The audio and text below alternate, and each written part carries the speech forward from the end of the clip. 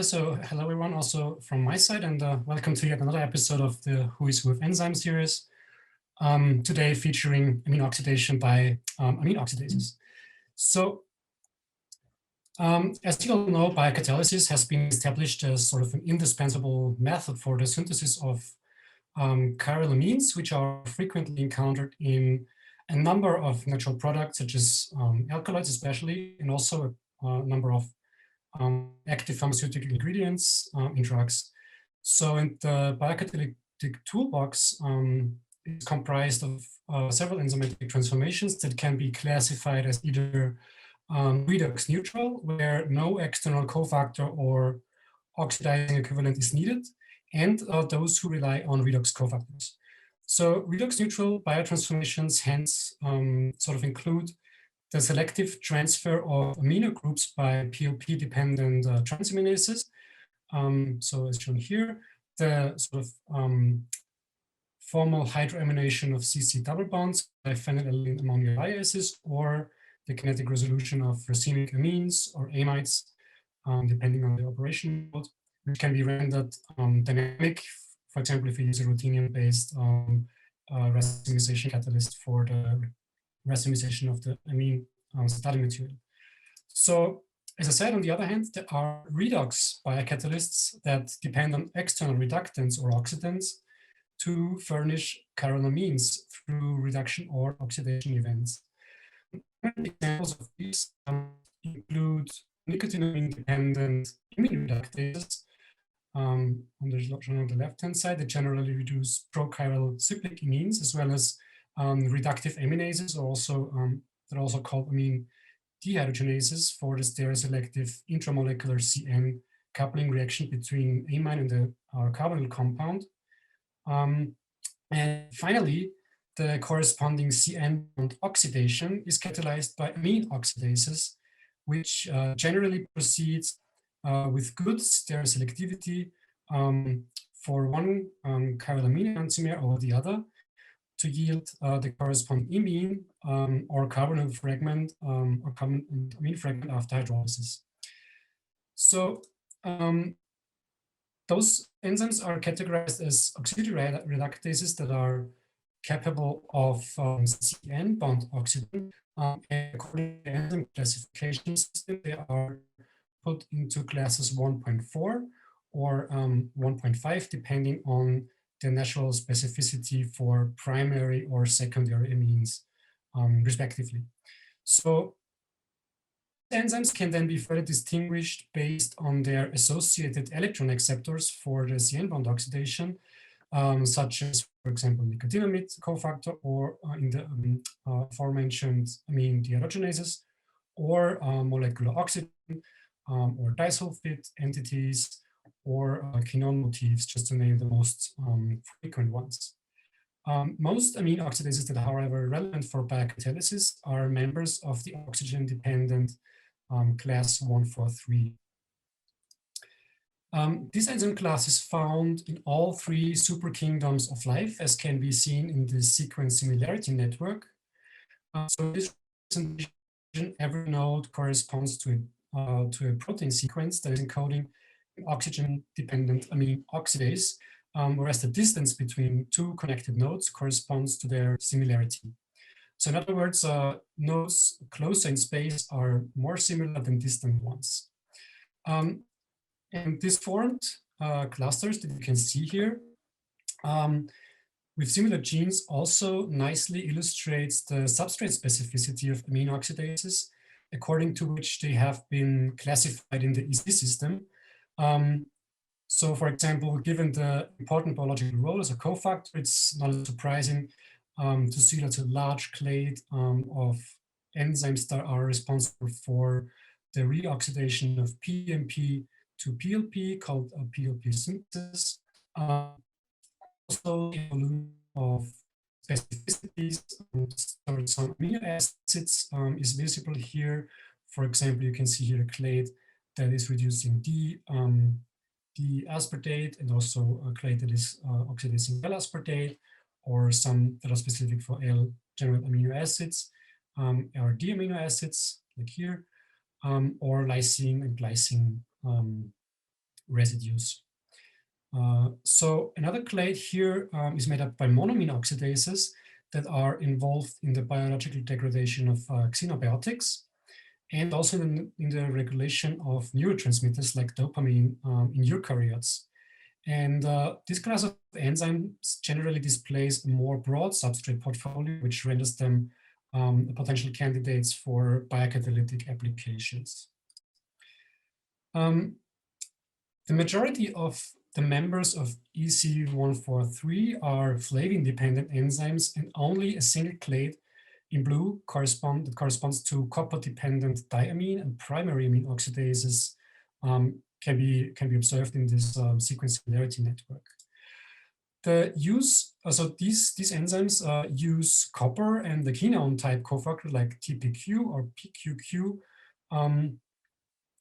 and form a quinone imine intermediate that is only undone through hydrolysis, and this severely limits their applicability in biocatalysis.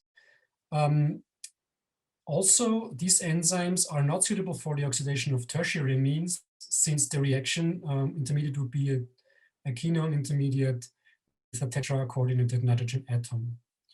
So the mechanism for, on the other hand, flavin-dependent enzymes or oxidases is also not fully clarified to date, and it is assumed that there is no common mechanisms for all of these enzymes.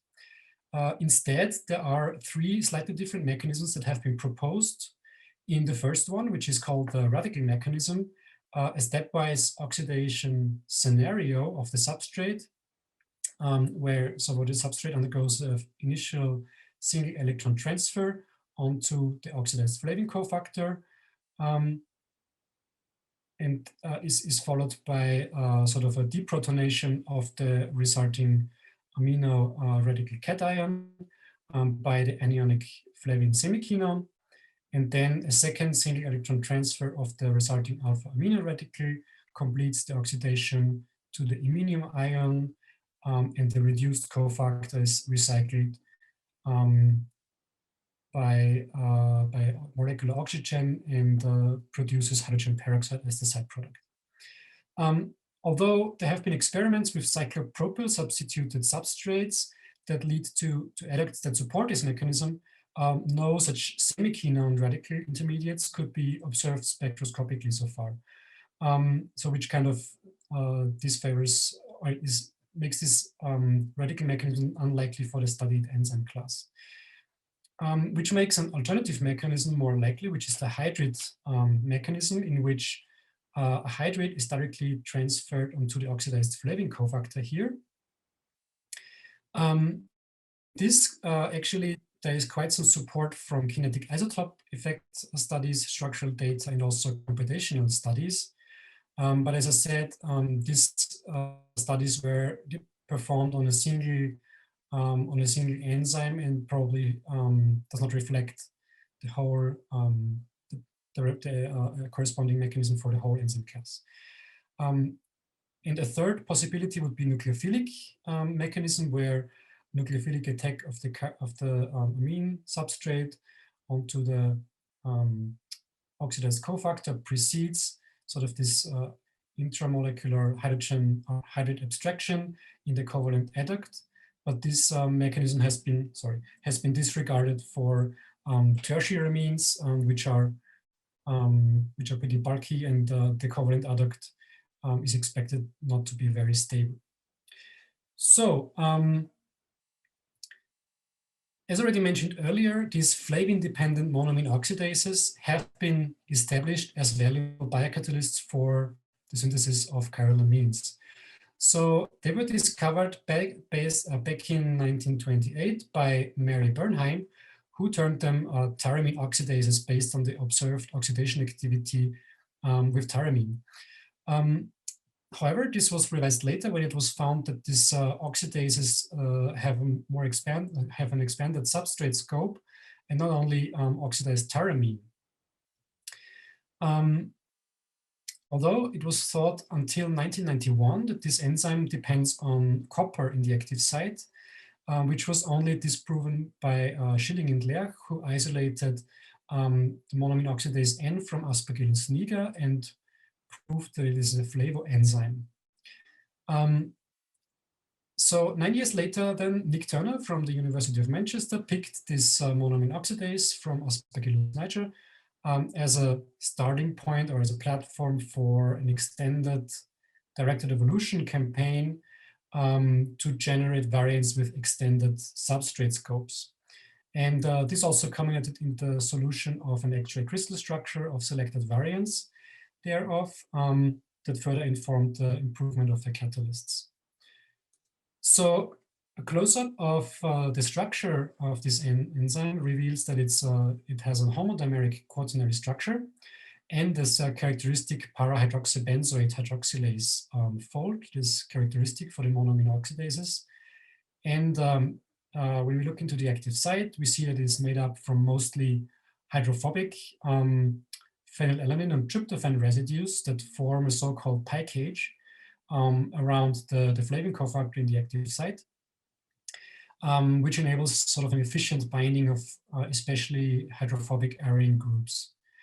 In contrast to mammalian monoamine oxidases, this fungal homologue here does not have a covalently bound flavin cofactor, but the flavin or the FAD is only bound through this Rossmann fold motif and some polar residues like arginine and glutamate next to the ribotyl side chain.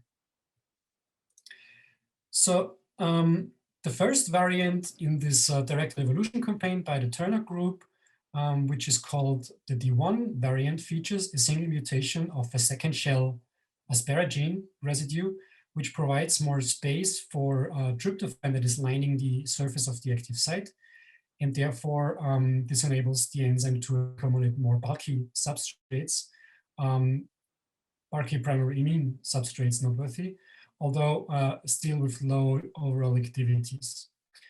So the activity was then further improved in another or some rounds of mutation, and two mutations that cause conformational changes sort of were found to drastically increase the catalytic activity of this D3 variant.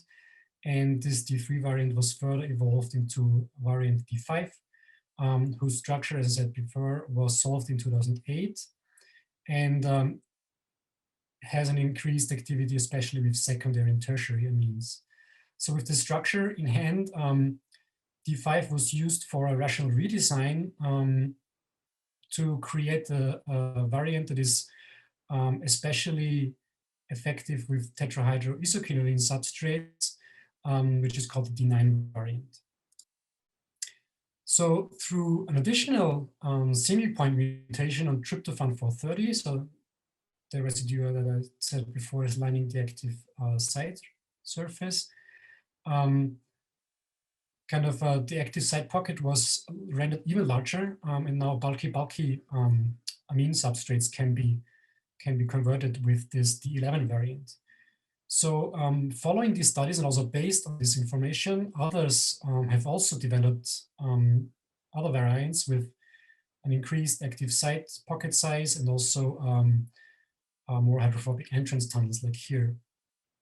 So there's one mutant driver developed by the Rates group, who is quite interesting in a way that it was designed from the wild type enzyme based on iterative site saturation mutagenesis, and it features a larger entrance tunnel, and it has an opposite stereoselectivity as compared to the D11 variant that was developed by the Turner group. So from a synthetic point of view, these variants are really valuable catalysts for the kinetic resolution of chiral amines, where one enantiomer of the amine is oxidized to the imine, which is further hydrolyzed to the ketone and the amine, while the other enantiomer stays behind. To this end, the substrate portfolio of this wild type monoamine oxidases and all the variants from D1 through D11 was surveyed using a liquid phase colorimetric skewing assay. And here in this representation, the area of each circle sort of represents relative activity relative to a benchmark activity which was set to the oxidation activity of the D5 variant and the methylbenzylamine. So what you can see here, specifically for primary aliphatic amines, is that the D9 variant sort of is generally superior for this kind of substrates, but also the wild type shows quite significant activity with linear primary amines. Moving on to primary alpha aryl amines, we see that only the D5 and D9 and D11 variants display really appreciable activities, and a clear advantage is seen with the D9 enzyme, which sort of has a 5-fold increase here when we look at the model substrate 14, so alpha methylbenzylamine, compared to the D5 variant. So when you increase the size of the side chain, this becomes even more significant, where, for example, with 16 here, the activity with D9 doubles, but D5 is completely inactive. Also, the D9 variant is very effective with cyclic or bicyclic amines, actually, so with 5, 6, and even larger membered rings.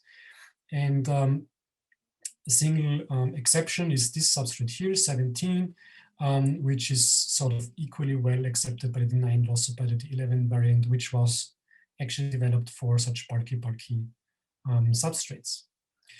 So as for secondary and tertiary amines, both the D1 and the D3 variant are very effective. But when we look at sort of the tertiary amines, like 29, there's only trace of activity with the D5 variant, and in general, tertiary amines are really challenging substrates for amine oxidases to date, and there's really lack for enzymes that perform this reaction effectively. It can also be said that metoxic groups on the nitrogen are really shutting down activity with all of the variants. Finally, cyclic amines like pyrrolidine and piperidine analogs that bear alpha substituents are readily oxidized by the D1 variant, but also by the D3 and D5 variant, but you can see a slight decrease in activity with higher mutation grade. Still also, the non-substituted bicyclic amines again seem to favor the wild type enzyme, like this tetrahydroisoquinoline here, and also the introduction of additional ring systems or the methylation of the nitrogen to render the tertiary amine generally shifts the optimal activity toward the D11 variant for the bulky amine substrates. So with this, all these data available, monoamine oxidases have been applied in a series of creative synthetic studies, like this here, which was disclosed in 2018 by the Turner Group as well. So this is a chemoenzymatic cascade in which an alkyl tetrahydroisoquinoline is oxidized by the D5 variant, and the corresponding iminium ion is intercepted by an alkyne gold species under the biotransformation conditions on aqueous media to give several two alkyne substituted tetrahydroisoquinolines with moderate to excellent yields, actually. More recently, also a photo biocatalytic merger for the synthesis of 3 substituted indoors was disclosed, and in this setup, there's a photocatalytic reductive radical cyclization of an aryl iodide and an alkene with this iridium photocatalyst here. And the generated indolines are then oxidized by the D11 variant to form the indole species, the indole molecules, which are isolated in really good yields. In the same report, also the authors describe a Lewis acid-catalyzed Friedel-Crafts type coupling approach of indoles with arenes, like this, to give the aforementioned indolines, and again, oxidation with the D11 variant to the indoles gives this substituted indoles, also with good conversion and isolated yields, except for bulky arenes here. Also of note is in a synthetic study toward the 310 ASA bicycloheptane core of the antiviral agent boceprevir by Merck and Codexis. Monoamine oxidases were used in the desymmetrization of this dimethyl 310 ASA bicycloheptane, and 4 rounds of enzyme engineering yielded this superior hybrid variant that is derived from monoamine oxidase from Aspergillus niger and Aspergillus oryzae. And this displayed sort of a 7-fold activity and longer stability at elevated temperatures, so it's 50 degrees Celsius. They also saw that sodium cyanide and the accumulating product inhibited the enzyme, so they went with this in situ scavenging of the imine with sodium sulfate, and the generated sulfate was then later substituted for the cyanide to make this boceprevir compound. And this is especially important in view of the recent press release from Pfizer, where they introduced this molecule here that contains a similar motif as sort of an oral antiviral therapeutic against the coronavirus, the neural coronavirus, which has recently entered phase 1 clinical trials. So since these monoamine oxidases suffer from considerable inhibition by the product and also sometimes from the substrate, some immobilization approaches have been taken to solve this. And for example, in this study here, the whole cells containing the D5 variant were immobilized in lenticats. This significantly improved the long-term storage stability, where they only lost 10% of activity after 15 months of storage. With ampicillin, however, that was needed for inhibiting microbial growth on these lenticats. And still, the reusability was also given with this immobilized preparation. So after 7 cycles, the enzyme still achieved 80% conversion, the desymmetrization of this model compound here. In a later study by the Flitch group, the reusability was again demonstrated with D9, with the D9 variant of the monoamine oxidase immobilized an epoxy resin, and the same resin was used for the subsequent transformation of 4 different substrates, as you can see here. And in the 4th round, still 90% conversion could be achieved. And also the enzyme, when it was immobilized, retained some activity in pure organic solvents like toluene and hexanes. Arguably, the most important operation mode for monoamine oxidases was developed again by the Turner Group in 2002, and it allows for the deracemization of chirylamines with monoamine oxidases in the presence of a compatible non-selective chemical reductant. In this setting, the 1-amine enantiomer is converted to the corresponding prochilamine by a selective monoamine oxidase, like MoN here. And the non-selective reduction of this imine by ammonia-boron complex under the biotransformation conditions over time leads to the accumulation of the unconverted amine enantiomer, where in theory you could reach 92% EE after 4 cycles, provided that the amine oxidase is perfectly selective for 1 enantiomer. Since then, the deracemization of several primary, secondary, and tertiary amines with excellent yields and stereoselectivities has been described, and also the toolbox of amine oxidases for this purpose has been expanded by an engineered R-selective 6-hydroxy-D-nicotine oxidase, this HDNO variant actually, and cyclohexylamine oxidase variant, this CHAO variant here. Also, there are variations of the non-selective reduction half cycle. And one particularly interesting one has been described in the account by Ward and co-workers, where they used a stepwise reduction of the imines that are generated by the monoamine oxidase via a single electron transfer, hydrogen atom transfer sequence in the presence of a water-soluble iridium or ruthenium-based photocatalyst and ascorbate as a reducing agent. So with this, it was important to note that E. coli host cells were used in this setting in order to avoid unwanted cross interactions between the photocatalytic and the biocatalytic systems.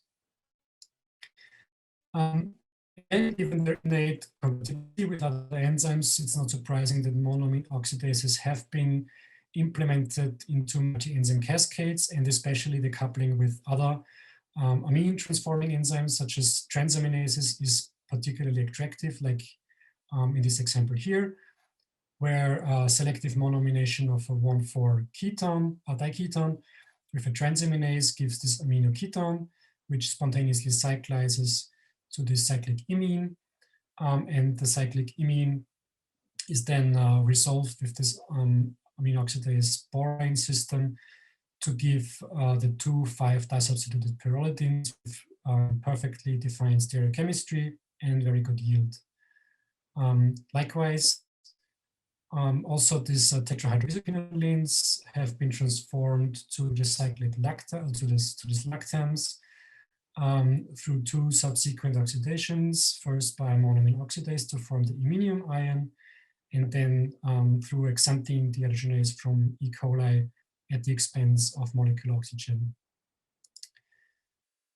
So moving away from monoamine oxidases, there are also other enzymes that need to be noted in this regard.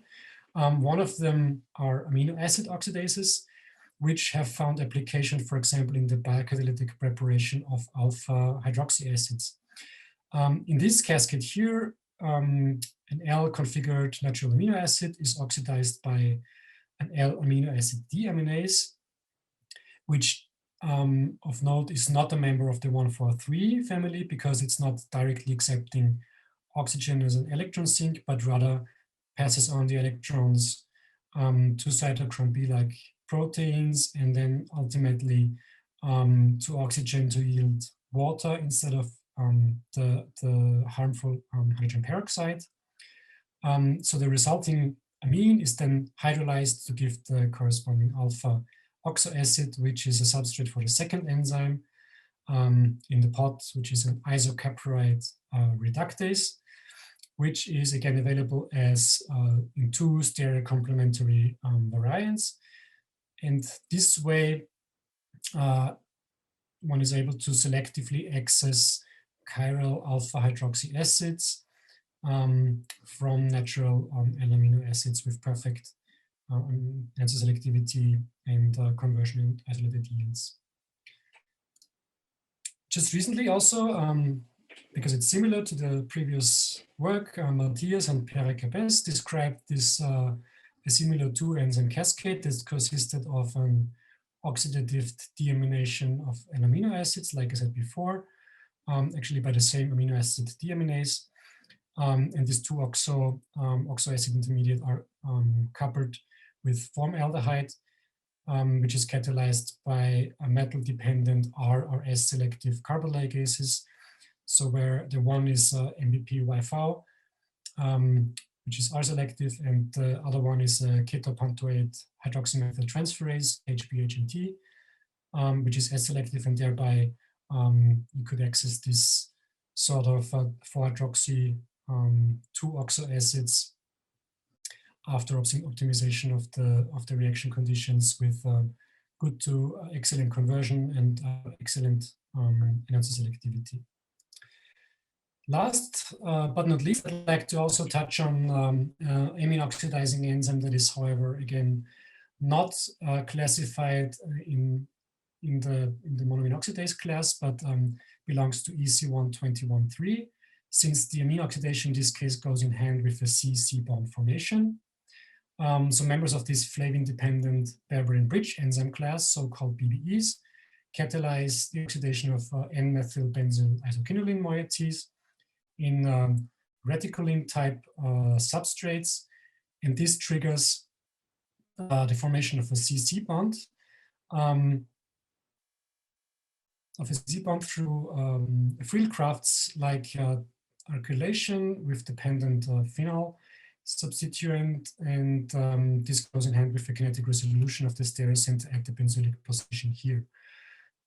So depending on the site selectivity of the nucleophilic attack, you can get the major and the minor CC coupling product, and the untouched are configured starting material, and so the products are as configured here.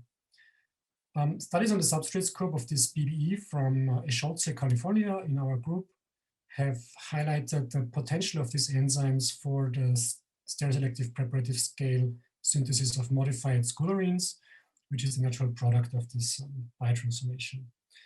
So, and then in further studies, it was found that by extending the methyl group on the tetrahydroisoquinoline nitrogen by 1 carbon atom, so basically having a methyl group there, that the BB not longer catalyzes this CC bond formation, but the hydrolysis of the intermediate imine is observed, and likewise this process could be used to resolve racemic benzo isoquinolines on preparative scales through dealkylation, as you can see by these examples here. This brings me to the end of this Who is Who of Enzymes episode, and I hope I could give you an overview of the properties, the scope, and also the limitations of amine oxidases and their applications in biocatalysis. I actually do believe that there is a lot more to be discovered with this really exciting class of enzymes, which includes novel enzymes for challenging oxidation of especially tertiary amines. And as I said, the mechanism is still not fully unraveled. And also there is quite some potential for interesting follow-up chemistry with these enzymes. So with that, I'm happy to take any questions from your side if there are any.